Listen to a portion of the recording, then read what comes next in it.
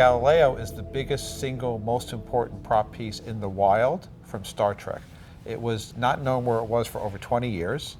It is the most important thing available out there, and as someone who's in this business, my partner and I, Alec Peters, went ahead and tried to go get it at auction when it came available, and then when you have it at auction, well, you have to restore it such that it's visible. The goal and plan is to get it visible to the fans and the fan community. This doesn't fit in my garage anyway, so it should be visible and out to the fan community, and be something that is enjoyable by people who would respect the original Star Trek history. Right.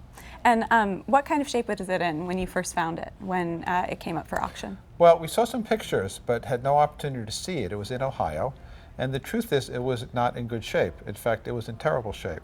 The wood was there, but had largely corroded and had major issues. We couldn't just slap a coat of paint on and reuse it.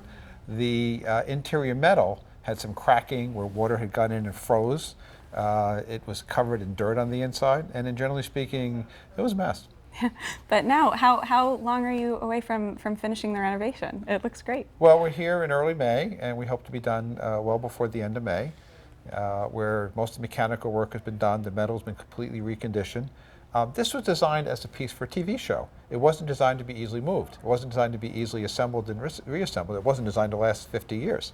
So there's an awful lot of structural work that had to be done to get the bones right, so you could simply pick it up without damaging it, simply set it down without damaging it, which was not the case before. And that's all been done. We're down to largely the last finishing touches cosmetically, fiberglass and paint, and as you may have seen, the lettering. Can you tell us where you're going to be placing it once it's all finished? Well, I'm a management consultant, and I sent out a request for proposal to a dozen different organizations back in the beginning of this year, because we didn't know where it was going to go either. We're very near the end of final negotiations.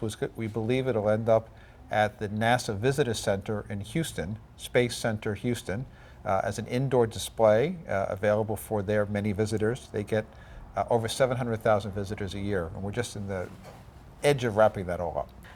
Is that sort of the ideal place for you to have it? Well, great question. So they could be with a TV prop type museum, science fiction type museum, but there aren't any able with the space and the type of facilities. When we thought about it, the big tie of this vehicle, this is the first shuttle. This is the reason it was named the shuttle, the one that flew. And we thought that the tie to actual manned spacecraft, actual space shuttles at a NASA facility that already exists and gets hundreds of thousands of visitors was just a fabulous, fabulous outcome for the fans to be able to go see. Space.com